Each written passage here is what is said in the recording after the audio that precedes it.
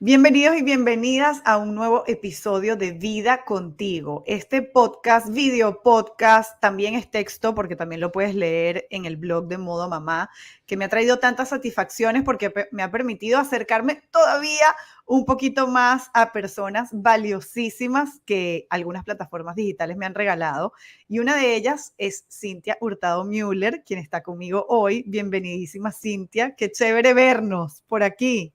¿Verdad que sí, vida? Muchísimas gracias por la invitación. Es un gustazo verte por acá. Ay, sí. Bueno, Cintia, a quienes seguramente ustedes ya han visto en Instagram, donde está muy activa compartiendo información sobre este órgano maravilloso que es el cerebro, es psicóloga y tiene maestrías en neuropsicología y en psicopatología. Me enredé con las logías. Pero bueno, aquí está Cintia con nosotros para hablarnos de un tema que para mí resulta, Cintia, interesantísimo y es la memoria humana. ¿Qué puedes Sí. decirnos de la memoria, así como para introducir el tema? Bueno, mira, es importante primero saber qué es la memoria, ¿no? Que es Sí. interesante porque uno por ahí como que lo toma por hecho, ¿no? Y Ujú. como muchas cosas en la vida, cuando te falta, ahí dices, necesito la memoria, ¿no? Y la memoria es un proceso, hasta ahora lo que conocemos, que consiste en poder codificar, registrar información, guardarla y después recuperarla cuando sea necesario. ¿Ok? Ujú, Ese ujú. sería de forma muy simple el proceso de memoria. Ok.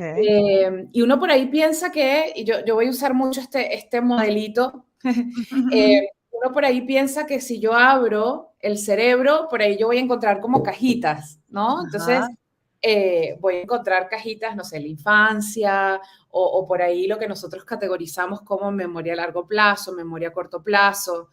Y la verdad es que no, la verdad es que no existe una estructura en donde yo pueda encontrar las memorias en sí mismas. Y por eso es que todo lo que nosotros conocemos sobre memoria, Ujú. inclusive estos mismos términos que son muy comunes, por ejemplo, memoria a largo plazo, memoria a corto plazo, no sé, memoria episódica, memoria de Memoria de trabajo, trabajo. Ujú. claro, son todas basadas en un modelo explicativo, no está basado en la evidencia. Eso es una forma de yo explicar un proceso que sé que existe, pero que es difícil verlo como yo puedo ver, por ejemplo, no sé, como late el corazón, ¿no? Ujú, Entonces, ujú, es una forma de explicar este ujú. proceso que es tan complejo y que nos acompaña toda la vida, inclusive nos acompaña desde que estamos en el vientre de la madre, y eso lo sabemos hace poquito. Imagínate, qué interesante. O sea que hay varias miradas y varias aproximaciones, diferentes puntos de partida para comprender la memoria. Te Sí. soy muy honesta, yo me había quedado en el paradigma o en la explicación que nos decía, hay tipos de memoria y hay memorias que nosotros usamos según la tarea que queramos atender, registrar, aprender. Desde tu mirada, entonces, ¿cuáles serían esas otras vertientes que explican la memoria, Cintia? Bueno, ahora se está trabajando mucho en el área de la neurociencia, de la neurobiología, de la neurología, todo esto que tiene que ver con el por qué yo actúo como actúo, ¿sí? Que Ujú, muchas veces es de forma como inconsciente, ¿no? ujú. Uno dice, bueno, lo hago por automatismo porque es lo que me sale, ¿no? Y Claro. aquí salen entonces estas ideas de cómo las memorias tempranas, no solo a nivel fetal, que así es como se llama memoria fetal, sino también durante este periodo en donde hay un alto nivel de neuroplasticidad, que es en los Ujú. primeros 7, 8 años de edad, impacta en el proceso de generación de memorias y que me acompaña el resto de la vida. Y hay cosas que por ahí yo no recuerdo, ¿sí? Pero eso no significa que mi cerebro no lo haya guardado. Muchas Okey. veces uno dice, ay, no, es que no sé, tuve una situación traumática y mi cerebro borró la situación porque yo no me acuerdo.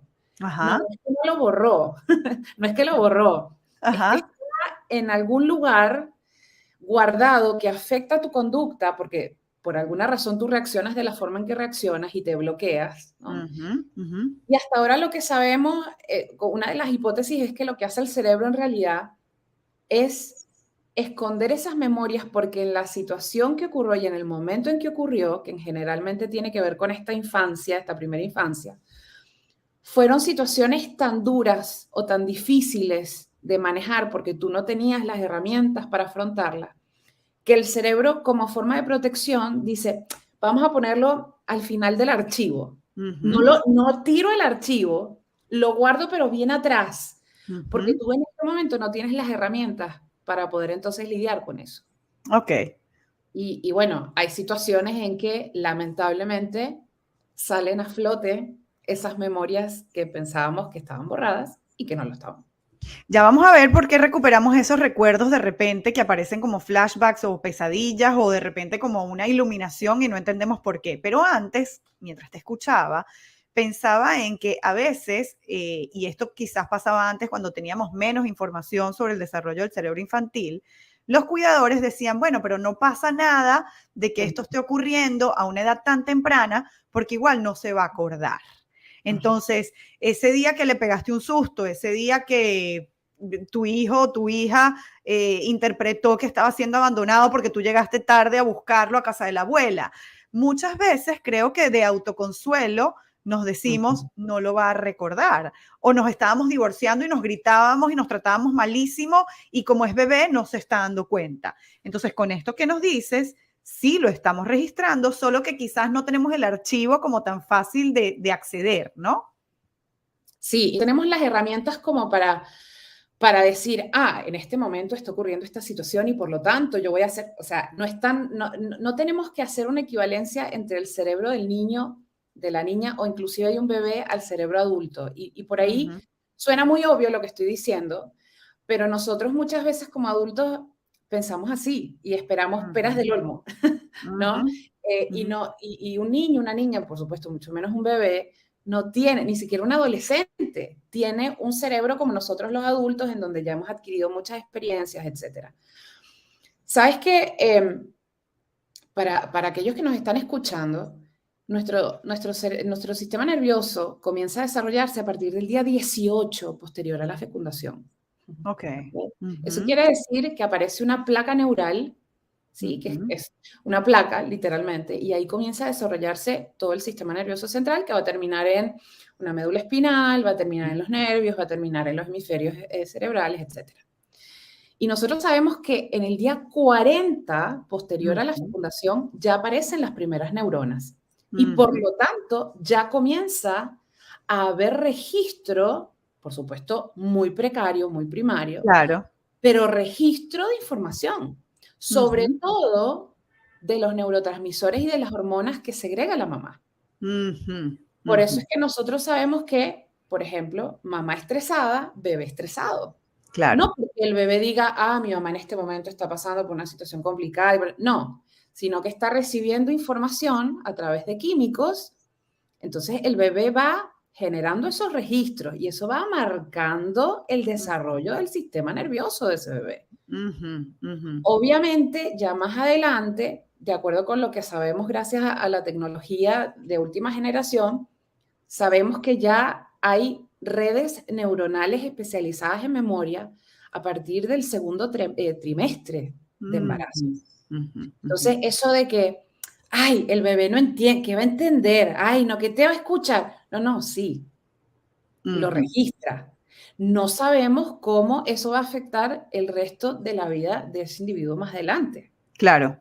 Pero sí, porque en este momento todos los que nos están escuchando están retrocediendo la película y pensando, ¿qué pasó los primeros 18 días de embarazo? A lo mejor yo ni siquiera sabía qué pasó los primeros 40. ¿Qué pasó los primeros 40 días? Pero bueno, ya vamos a hablar también de cómo protegernos cuando hay recuerdos que son desagradables o incómodos. Pero tú nombrabas esas recuperaciones, ¿no? Yo digo que borramos pedazos del cassette. Cuando alguien me dice, por ejemplo, es que yo no me acuerdo de nada de mi infancia. Bueno, probablemente tu cerebro, en su misión de sobrevivir, decidió, ese pedacito de la película es demasiado quizás dañino, doloroso, difícil de digerir, vamos a esconderlo, ¿no? Mientras esta persona desarrolla las habilidades. ¿Por qué la memoria decide de repente traer al frente recuerdos que no estaban en mi registro? Muy buena pregunta.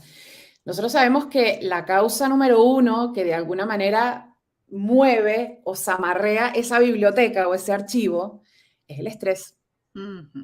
Entonces, hay situaciones en las que nosotros llegamos al límite y salta esa memoria. De repente salió ese archivo y se abrió. Yo he tenido experiencias, por ejemplo, de personas que después de un trauma asociado a un accidente, de repente estaban en coma porque tenían que hacerle una reconstrucción a nivel físico, específicamente en la zona de la cara. Y después de estar casi 2 meses en coma, esta persona se despierta y lo primero que dice es, me acabo de dar cuenta que mi papá me violaba cuando yo era niña. Wow, wow, Imagínate. Y wow. todo el equipo multidisciplinario nos quedamos como, porque uno espera que, claro, que el primer recuerdo sea El una accidente. cosa, claro, Ah, previa al claro. accidente, y resulta que no. Entonces, Wow.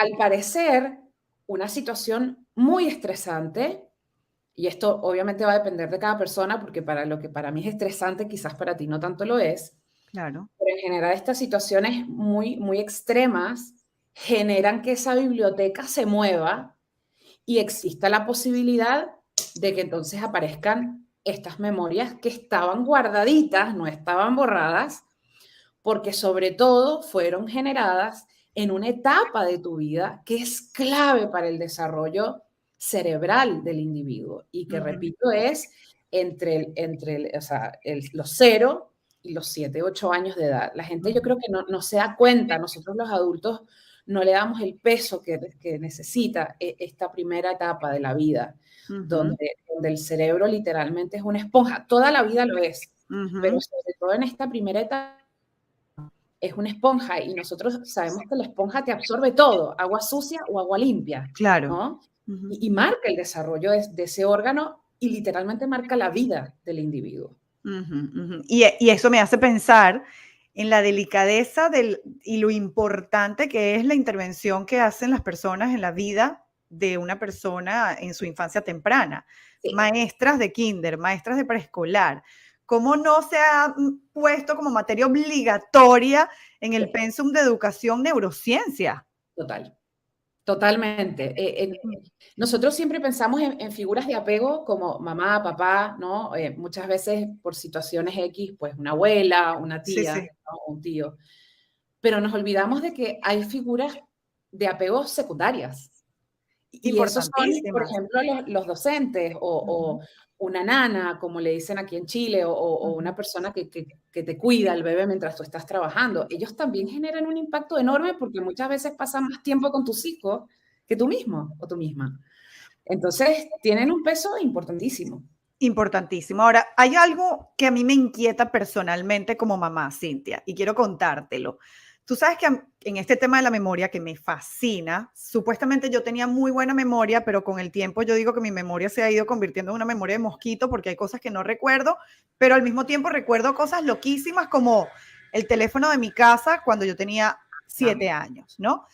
Y siempre me he preguntado cómo yo pudiera garantizar o asegurarme que eso que mis hijos viven conmigo, sus memorias, van a elegir registrar lo más positivo, lo más agradable. Y tú y yo lo conversábamos en un post que desarrollamos juntas, que decíamos por qué el cerebro a veces le da tanto peso a una cosita negativa que pasa una vez en la vida de alguien versus la que pasa 1 millón de veces. Entonces, ¿cómo nosotros pudiéramos, si es que tenemos alguna incidencia, en que esa memoria de nuestros hijos elija registrar o no? A lo mejor me dices, vida, estás peladísima, tú no puedes hacer nada con eso va a ser decisión del sistema emocional de cada uno de tus hijos, pero hay algo que se puede hacer como para yo decir, ok, a lo largo de los años, todo lo que he hecho va a construir un colchón de memorias afectivas seguras, cálidas, protegidas. bueno, es una buena pregunta y la verdad es que la respuesta es, puedo sí hacer algo Ujú, y a la vez no puedo hacer nada, ujú, ujú, ¿no? La ujú. primera Me imaginé que es, iba a ir por ahí la respuesta. sí, o sea, en primer lugar, sí, yo puedo generar espacios, vivencias, vínculos significativos que generen todas estas características o estas sensaciones o estas emociones que tú acabas de mencionar, ¿no? Seguridad, eh, no sé, confianza, Calidez. calidez, situaciones que promueven autoestima, una buena autoestima, etcétera, etcétera, ¿no? Y eso está en nuestro control. Ahora, ¿qué es lo que va el cerebro a seleccionar y a jerarquizar como más importante y qué no? Eso no lo sabemos porque va a depender de cada cerebro. Ok. Y esto es importantísimo porque y tiene que ver con un concepto que nosotros llamamos neurodiversidad, que muchas veces se asocia a temas que tienen que ver con el espectro autista y que ahora sabemos que va mucho más allá de eso. Y es el hecho, esto no es una teoría, no es un modelo, es un hecho, que implica, un hecho biológico, que implica que cada cerebro es distinto. De la misma manera que yo tengo una huella digital distinta, cada uno de nosotros tenemos un cerebro distinto, más allá de que todos tengamos dos hemisferios, un hipocampo, un hipotálamo, etcétera. Es lo mismo que las caras. Tú y yo tenemos dos ojos, tenemos una nariz, tenemos una boca, tenemos dientes, pero no somos iguales. Claro. Lo mismo pasa con los cerebros. Inclusive, hay estudios que comenzaron a realizarse en Finlandia en el año 2019 con gemelos idénticos, es decir, gemelos que tienen la misma carga genética y que uno esperaría que tienen el mismo cerebro. Y resulta que no.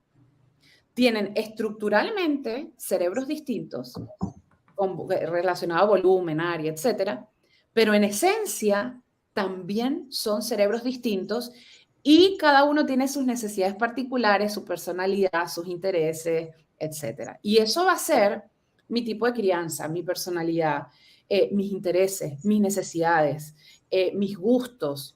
Todo eso va a estar asociado a cómo yo percibo la realidad, la registro y la memorizo. Claro. Entonces, es por eso que yo no puedo decir como, ay, voy a estar 2 horitas más con él porque así entonces garantizo que esa memoria va a perdurar en el tiempo. Inclusive, y otro de los mitos que hay, es que nosotros pensamos que solo aquellas memorias que por ahí están asociadas a emociones más positivas, mal llamadas positivas, Sí. como, Más como no sé, placentera, sí. claro, más placenteras, son aquellas que van a pesar más. Y no, no. Hay memorias que están asociadas a lo negativo, que nos marcan la vida para siempre y nos generan grandes aprendizajes. De la misma manera que situaciones muy agradables y muy placenteras también generan situaciones súper significativas y nos acompañan el resto de la vida. Sobre todo, y esto es muy importante, aquellas memorias que tienen que ver con lo auditivo y con el olfato. Eso te iba a decir, sí. Te iba Más a que lo comentar eso. visual, más que lo táctil, por alguna razón, y no sabemos bien por qué, hay unos que señalan que, por ejemplo, nosotros aquí, este es el cerebro visto de frente, ¿ok? Si yo lo coloco hacia atrás, estas líneas que tú ves aquí, Que están en el centro, en el medio de los dos hemisferios, para quienes nos estén oyendo y no nos estén viendo. exactamente, gracias por recordarme. Estos dos líneas, que no son los nervios visuales, sino que hemos dicho, son los nervios olfatorios. Y está ubicado cerquita de lo que nosotros llamamos el lóbulo prefrontal, que es lo que sería, si te tocas la frente, ahí está. Entonces, esta es una estructura, el lóbulo prefrontal, que tiene mucho que ver con las memorias. Y también esta área que está aquí en el medio del cerebro, ¿sí? Que se llama el cerebro medio, que es parte del sistema límbico, donde está el hipocampo. Y aquí se procesa mucha información relacionada también al olfatorio y a lo auditivo. Entonces, por eso vamos con pacientes con Alzheimer, por ejemplo, una de las cosas que hacemos para estimular la memoria y para hacer que esa persona vuelva a estar conmigo un ratito y estar consciente de su presencia y de la mía, es a través de la música, de música que para él o ella sean significativas, por ejemplo, la marcha nupcial O, por ejemplo, no sé, si le gustaba Elvis o lo que sea, y le colocamos esa música. O ciertos olores, el olor a tortica recién hecha de mi abuela o a pancito recién salido del horno de mi mamá. Esas son memorias que, al parecer, tienen más peso en nuestro cerebro. Fíjate que mientras te escucho se van como desplegando carpetas con preguntas que quisiera hacerte. Quiero mantener el hilo y el foco en la conversación. Pero cuando tú me respondías esto, pensaba en, claro, cuando tú tienes un evento que viven dos hermanos y escuchas el relato, es por eso que cada uno hace una narrativa que puede ser completamente opuesta.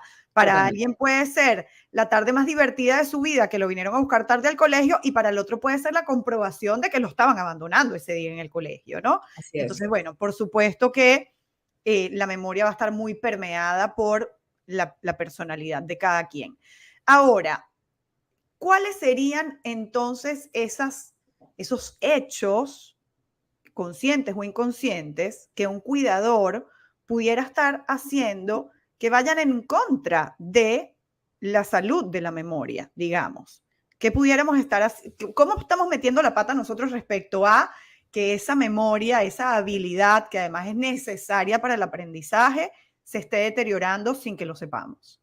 Bien, me encanta tu pregunta y tiene que ver 100% con el estilo de vida. 100%. Uh-huh. Y nosotros cuando pensamos en estilo de vida, se nos viene a la cabeza ejercicio, alimentación, sueño, Sueño, ¿no? sí.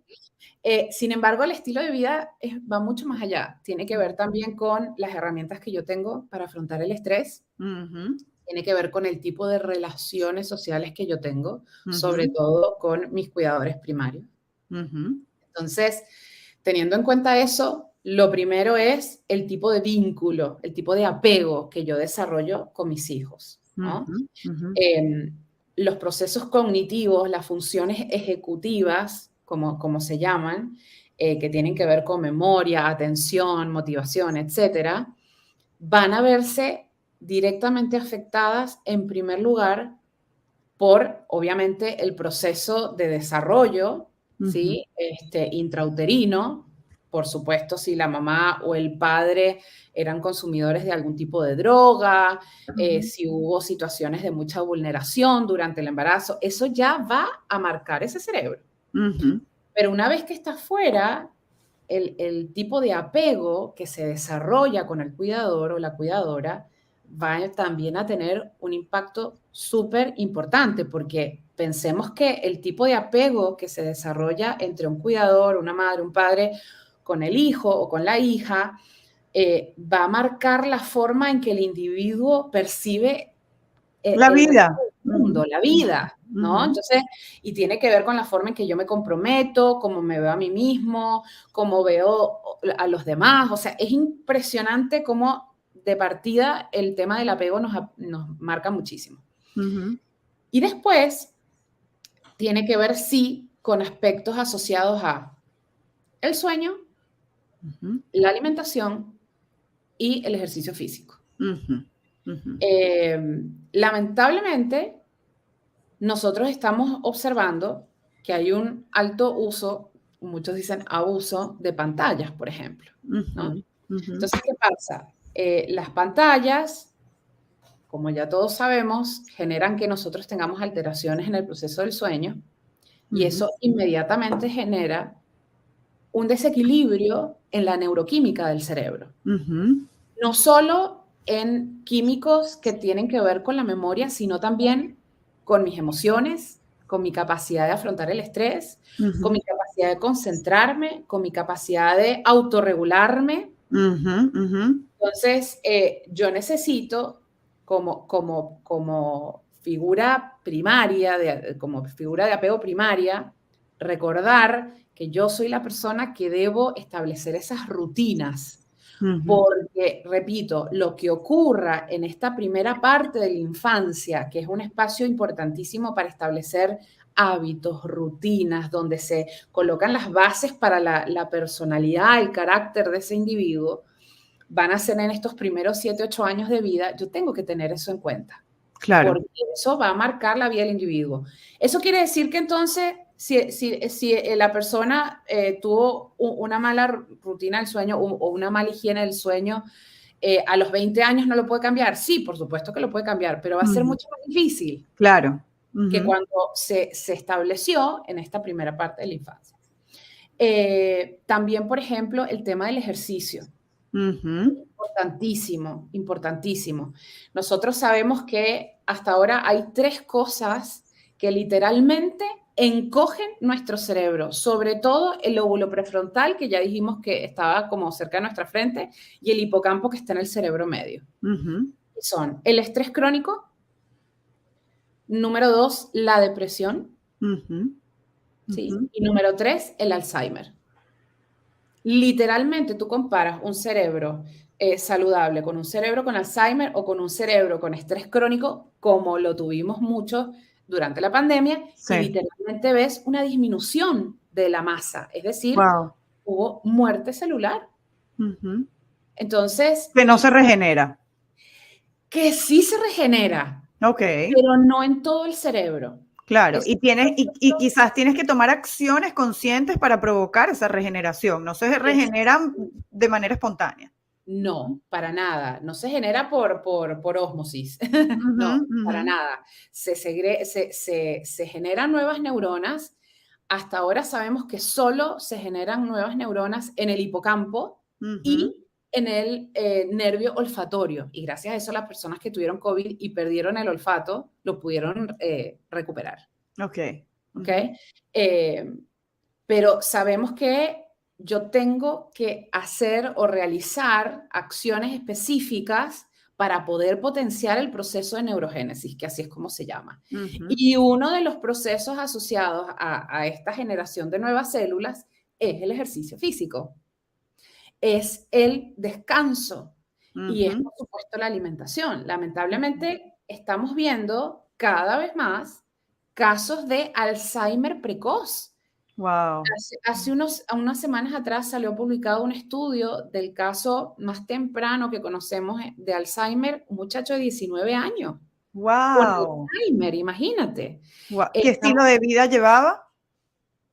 Un estilo de vida como muchos que tienen 19 años, lamentablemente consumidor de marihuana, lamentablemente con muchas horas frente a las pantallas, con un ritmo que no está asociado con lo que nosotros llamamos el ritmo circadiano, que es este ritmo que tiene que ver con la luz y la oscuridad. Entonces, es como hago todo contra natura. Y uno muchas veces en la adolescencia, y bueno, no te lo voy a decir yo porque tú eres experta en esto, pero uno muchas veces en la adolescencia se cree como inmortal, como esto a mí no me va a pasar. Claro. No, y si la factura llega, va a llegar dentro de tantos años que ya la ciencia habrá inventado algo para atenderla. Seguro, seguro. Entonces es como me focalizo mucho en el hoy, me focalizo mucho en el placer, me focalizo mucho en esas cosas.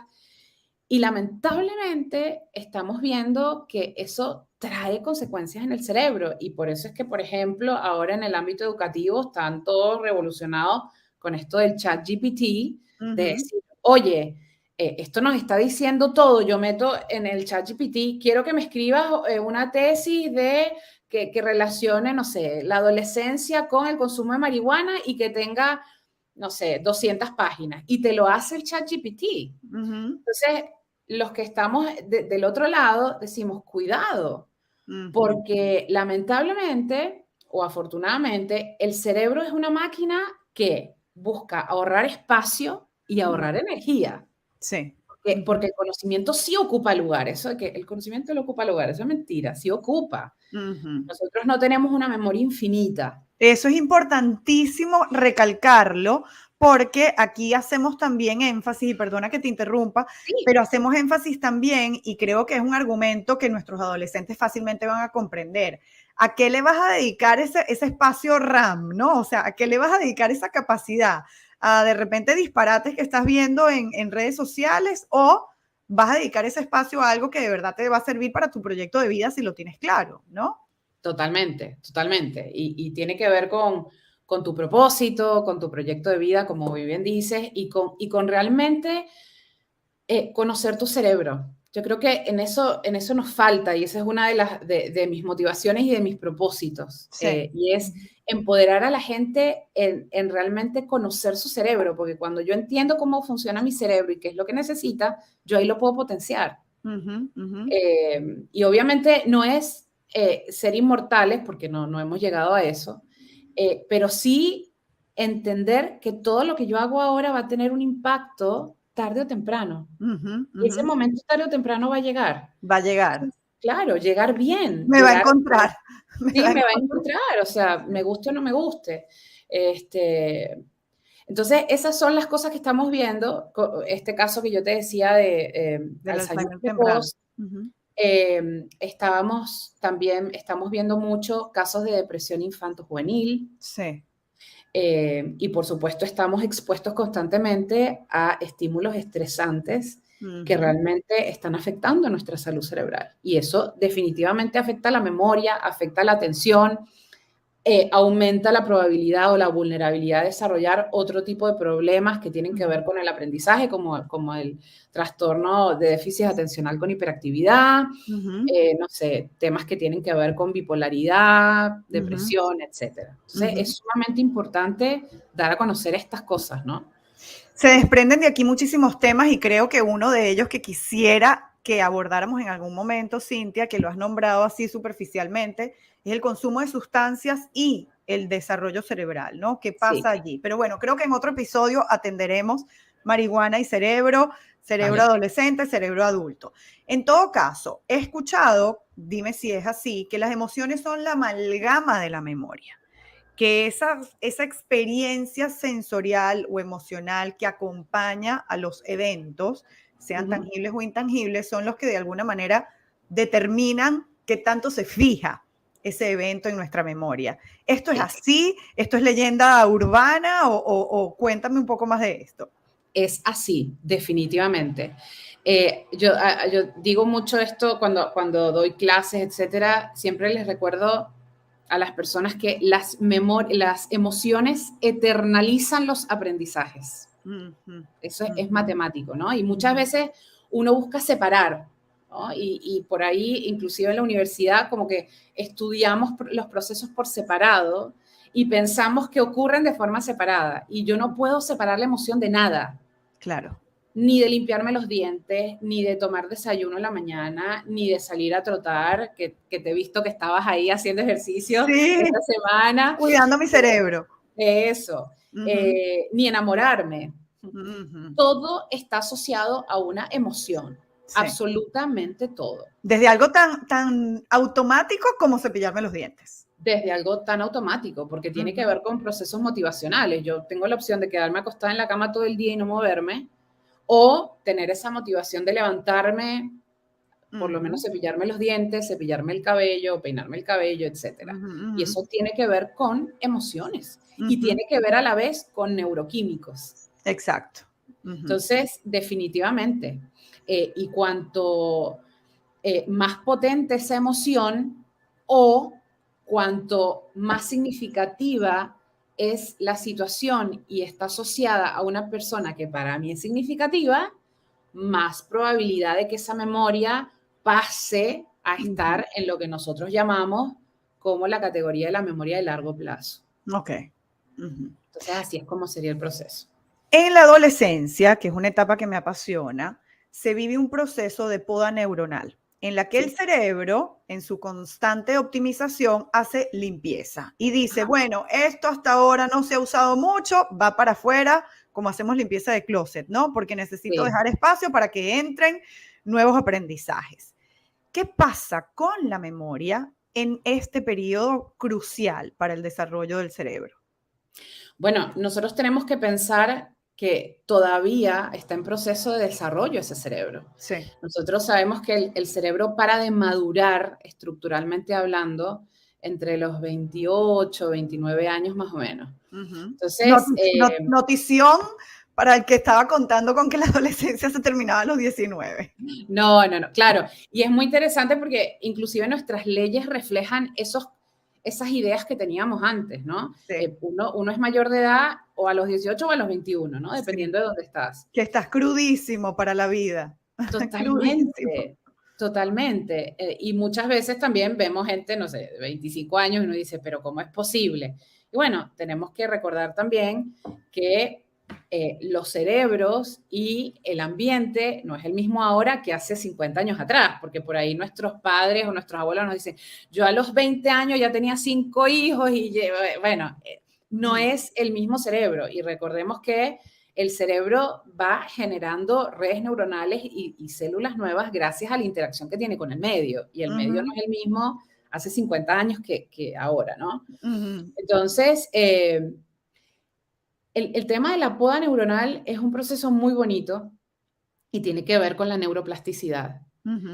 Y la neuroplasticidad es la capacidad de nuestro cerebro de reorganizarse.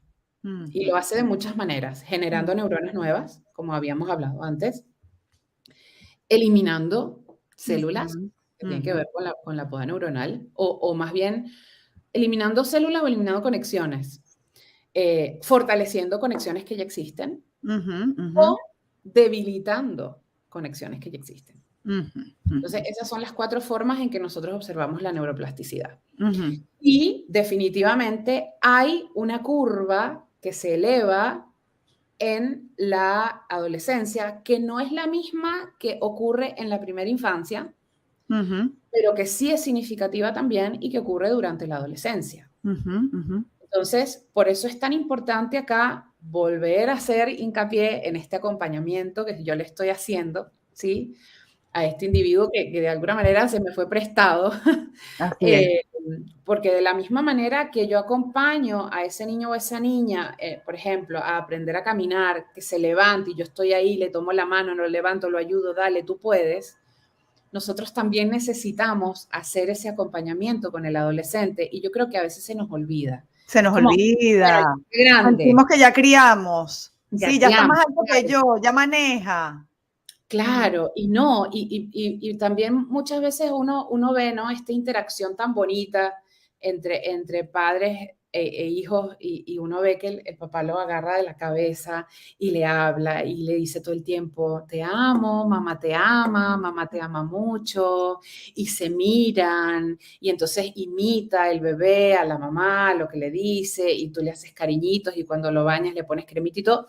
Y después en la adolescencia es como que muchas veces inclusive como que nos escondemos en la idea de que no, él, este ya no es mi hijo, cambió muchísimo, él necesita ser independiente, por ahí no necesita que yo esté tan ahí cerca y tal. No, sí, lo necesita. Claro. Por ahí Claro. no necesariamente te lo va a verbalizar, pero muchas veces ese encuevamiento es también una llamada de atención para decir, necesito que estés. Que me acompañes en mi cueva. Exacto, que me acompañes en mi cueva, ¿no? También Sí. muchas veces respetar esos momentos que todos necesitamos de estar solos y de pensar, pero no olvidarnos esa necesidad que tenemos todos los seres humanos de contacto, de decir, mira, yo estoy acá, y de que aunque te saque la cara y diga, ay, qué asco el beso que me estás dando en el cachete, Claro. dentro, muy dentro, ese cerebro está diciendo, Qué rico que hay alguien que me quiere dar un beso, aunque sea en el totalmente, lugar más inapropiado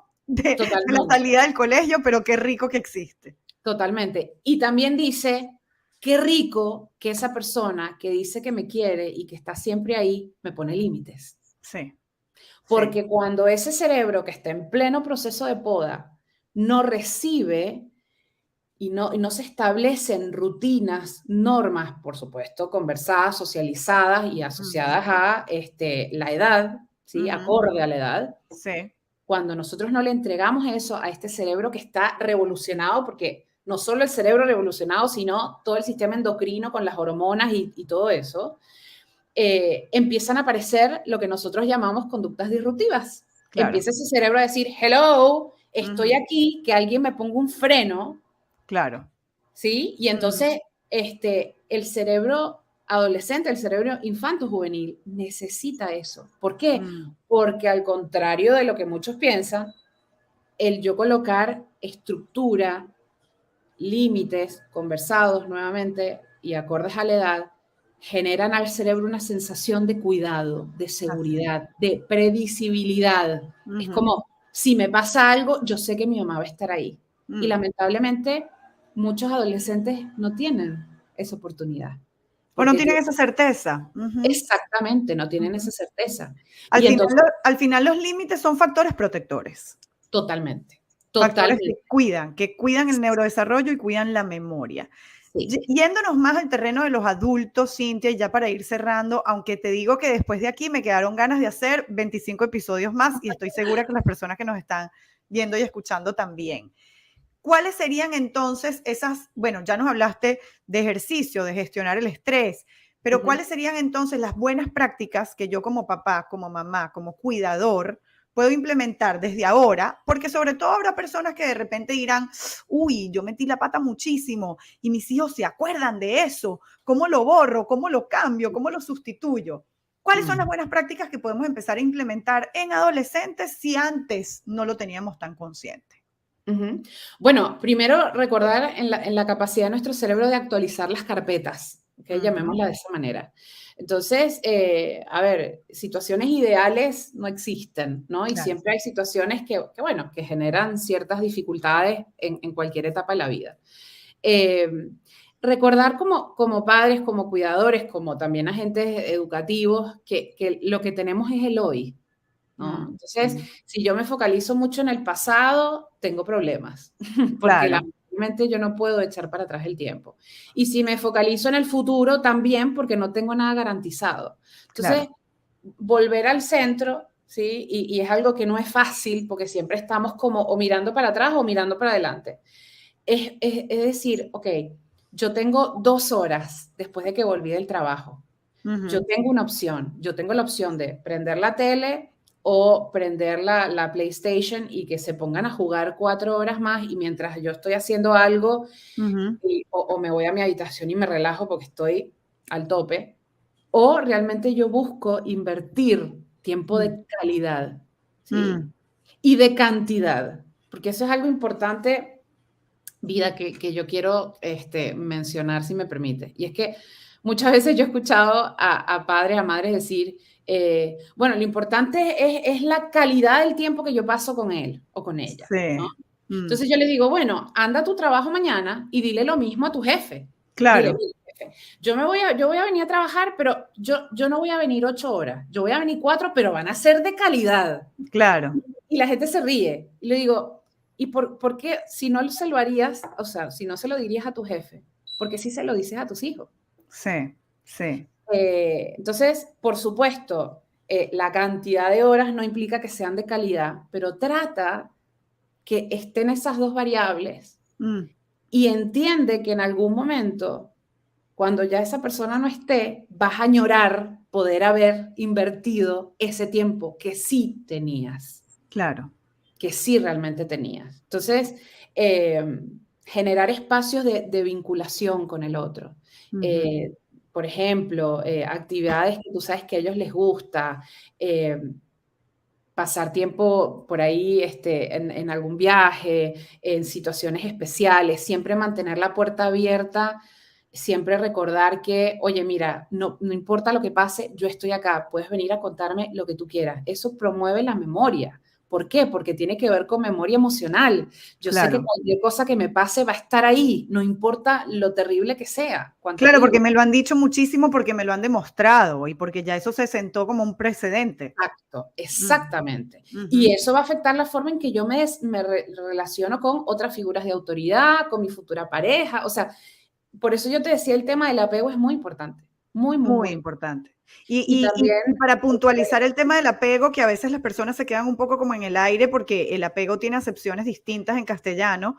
Cuando ¿no? hablamos de apego, hablamos de vínculo. Sí. Hablamos de la calidad de ese vínculo en el que yo me relaciono con esa figura significativa. Entendamos que por diseño biológico son mamá y papá, por Sí, decisión situacional y cultural, a veces no son padres y madres biológicos, pero esa figura que estuvo allí para garantizar tu supervivencia. así A eso es. nos referimos, a eso nos Sí. referimos. Cintia, me quedo con enormes ganas de seguir conversando contigo, pero bueno, las estadísticas nos dicen que la atención de nuestros escuchas y nuestros televidentes, por llamarlos de alguna manera, está cerca más o menos de este tiempo, así que no vamos a abusar de su memoria. Les vamos a dejar este episodio hasta aquí, pero me quedo con muchísimas preguntas para ti y de nuevo, gracias por todo el trabajo que haces para que conozcamos cada vez más esta máquina maravillosa que es nuestro cerebro.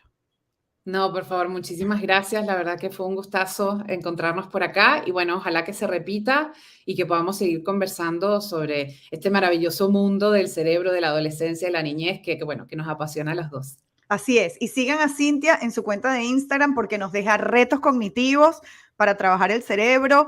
Ya tú sabes que yo estoy entregada a mi ejercicio. Estoy haciendo todos los días jueguitos cognitivos para proteger mi cerebro porque es una cosa que realmente me ocupa.